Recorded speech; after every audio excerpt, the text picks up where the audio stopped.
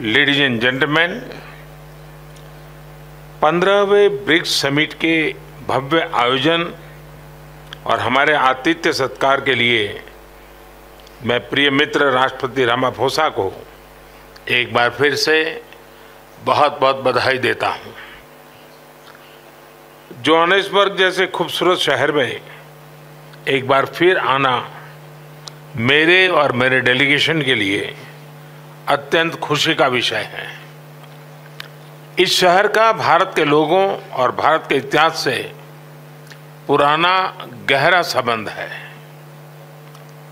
यहाँ से कुछ दूर ही टॉल्स्टॉय फार्म है, जिसका निर्माण महात्मा गांधी ने 110 वर्ष पहले किया था।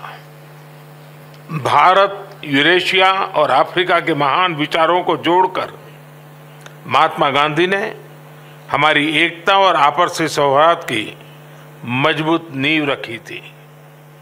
एक्सेलेंसीज, पिछले लगभग 2 दशकों में ब्रिक्स ने एक बहुत ही लंबी और शानदार यात्रा तय की है। इस यात्रा में हमने अनेक उपलब्धियां हासिल की हैं। हमारा new development bank global south के देशों के विकास में महत्वपूर्ण भूमिका निभा रहा है। कंटीजेंसी रिजर्व अरेंजमेंट्स के माध्यम से हमने फाइनेंशियल सेफ्टी नेट का निर्माण किया है। BRICS satellite constellation, vaccine R&D centre, pharma उत्पादों को पारंपरिक मान्यता जैसी पहलों से हम ब्रिक्स देशों के आम नागरिकों के जीवन में सकारात्मक बदलाव ला रहे हैं। Youth summit, BRICS games, think tank council जैसे इनिशिएटिव से हम सभी देशों के बीच पीपल टू पीपल टाइज मजबूत कर रहे हैं।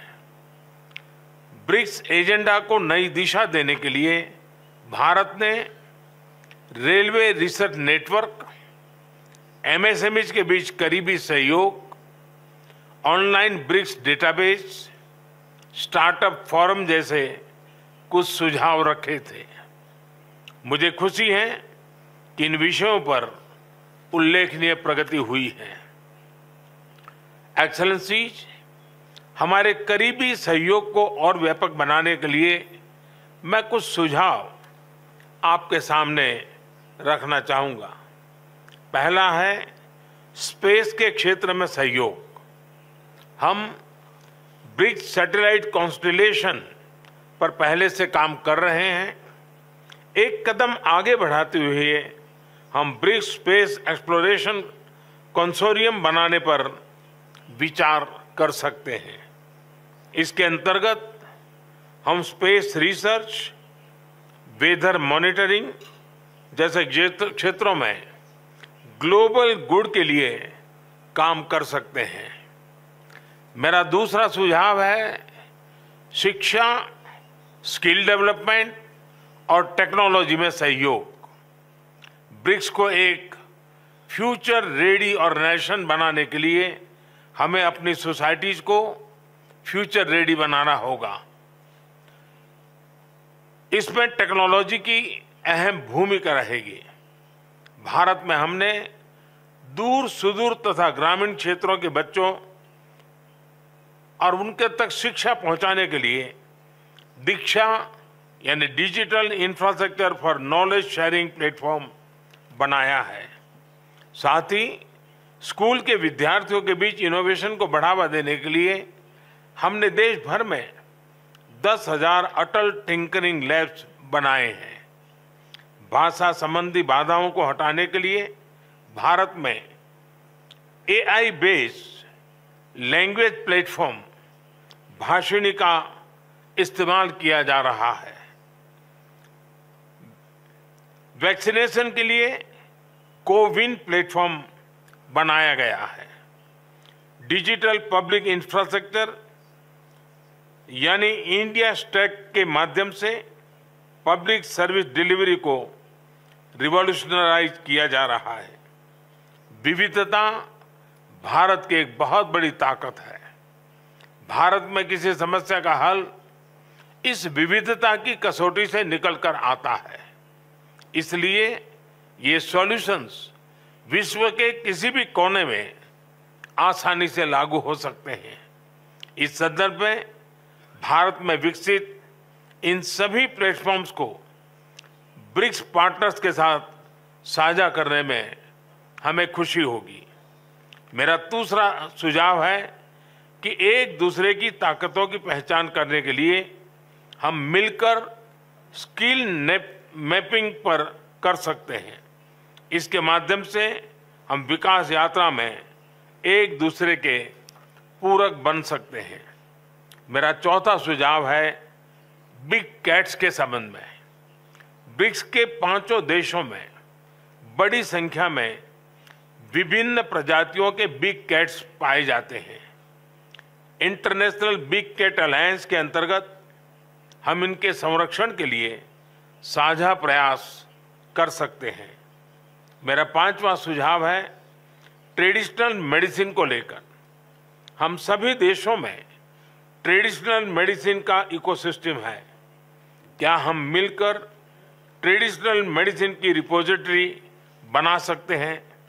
एक्सेलेंसी, दक्षिण अफ्रीका की अध्यक्षता में ग्लोबल साउथ के देशों को ब्रिक्स में एक महत्व विशेष दिया गया है।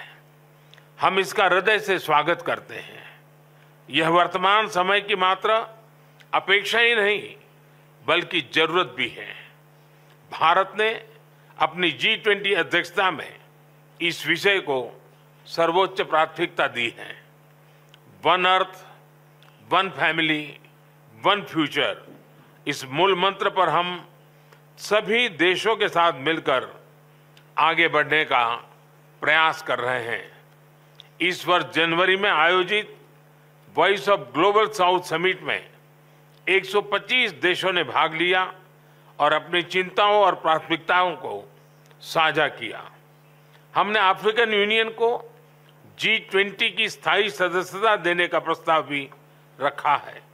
मुझे विश्वास है कि सभी ब्रिक्स पार्टनर्स G20 में भी साथ है और सभी हमारे प्रस्ताव का समर्थन करेंगे।